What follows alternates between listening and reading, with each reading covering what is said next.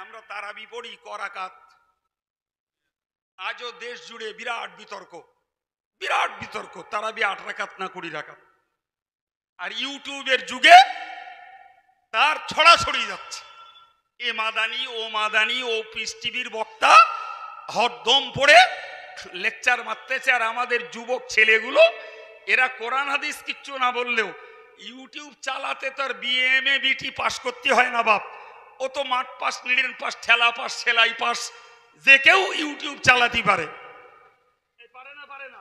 আর এরাই পড়ে ওই ইউটিউবের বক্তৃতা শুনছে আর ঘ্যান ঘ্যান ঘ্যান ঘ্যান করতেছে। এই তো এরা বড় বড় মুহাদ্দিস, আন্তর্জাতিক মুফাসসিরে কোরআন, এরা মাদানি, এরা মাক্কি, এরা বলছে 8 রাকাত পড়লেই হবে। আর আমার গে হুজুররা 20 রাকাত পড়িয়ে মাজা কোমর ব্যথা করে দিচ্ছে।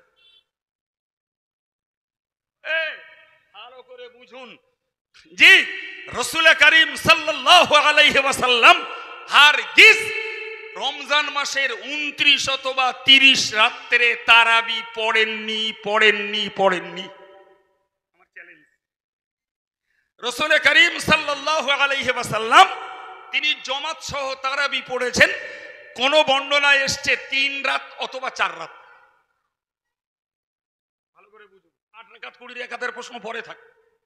আগে বলুন যে রাসূল যখন 3 অথবা 4 রাকাত ছাড়া তারাবি জামাত করে পড়েননি, আজকে যারা 8 রাকাত পড়ার জন্য উঠে পড়ে কুদিয়ে আসছে, এরা কেন গোটা রমজান ধরে তারাবি পড়ে? ও গোটা রমজানের তারাবি পড়ার প্রথা চালু করেছেন হযরত ওমর রাদিয়াল্লাহু আনহু। কে চালু করেছেন? জোরে বলুন কে? এই যে গোটা রমজানের তারাবির জামাত এবং 20 রাকাত তারাবি, এটা হযরত ওমরের প্রবর্তিত প্রথা। ওমর ওই কাজটা করে বলেছিলেন হাযিহি নি'মাতুল বিদআহ, এটা যদিও নতুন কাজ কিন্তু এটা একটা উত্তম কাজ। আর একটু জোরে বলুন ভাই। তাহলে ওমর 2 নম্বরের খলিফা এবং তিনিও রাসূল কর্তৃক অথরিটেবল, রাসূল কর্তৃক ক্ষমতা প্রাপ্ত। ফলে ওমরের প্রবর্তিত 20 রাকাত তারাবিটাকেও আমরা যেমন অকপটে মেনে চলি, যারা 8 রাকাত করে এরা নিঃসন্দেহে ওমরের প্রবর্তিত নিয়মের বিরোধিতা করে রাসূলের হাদিসকে লঙ্ঘন করে। রাসূল করিম সাল্লাল্লাহু আলাইহি ওয়াসাল্লাম তার একটি হাদিসে জানিয়েছেন, জি তার একটি হাদিসে জানিয়েছেন খুব শীঘ্রই পৃথিবীতে এমন একটা জমানা আসবে, ফাসায়ারা ইখতিলাফান কাসীরা। 1400 বছর আগে নবী বললেন এমন একটা সময় পৃথিবীতে আসবে যেদিন তোমরা ব্যাপকভাবে মতভেদ দেখতে পাবে। কার কথা? জোরে বলেন কার কথা? রাসূল পাকের কথা। বাহ, রাসূল পাক বললেন যে খুব শীঘ্রই এমন একটা সময় আসছে যখন তোমরা ব্যাপক পরিমাণে মতভেদ দেখতে পাবে। ভাই 1400 বছর ছেড়ে দেন, জি এই 21 শতাব্দীর কথাই বলুন। জি আপনারা এই 22 শতাব্দীর কথাই বলুন যে এখনকার মতভেদের সংখ্যা কম না বেশি? বেশির কোনো কুল কিনারা আছে বাপ? কুল কিনারা নেই।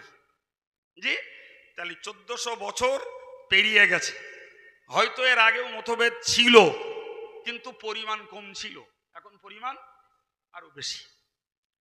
প্রিয় নবী বললেন যখন তোমরা মতভেদ দেখতে পাবে, ফালাইকুম বিসুন্নতি ওয়া সুন্নাতিল খুলাফাইর রাশিদিন আল মাহদিয়িন।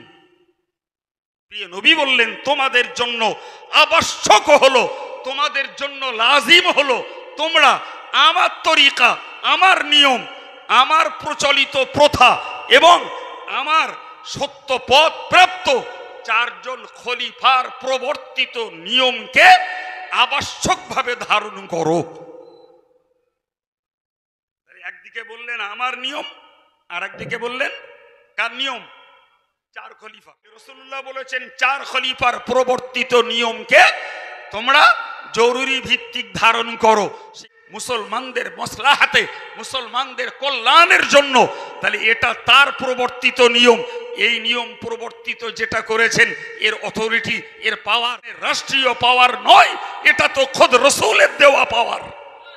এ কাজ চালু করেছেন তিনি রসুলুল্লাহর দেওয়া পাওয়ার অনুযায়ী। ওই যে রসুল বলেছেন যে আমার খলিফাদের তরিকাকে তোমরা মজবুতির সঙ্গে ধারণ করো, আদ্দু আলাইহা বিন নওয়াজিজ। রসুল বলেছেন আমার সুন্নত এবং আমার খলিফাদের তরিকাকে তোমরা মাড়ির দাঁত দিয়ে আঁকড়ে ধরো। জোরে বলেন, কি দাঁত দিয়ে? সামনের দাঁতের শক্তি বেশি না মাড়ির দাঁতের?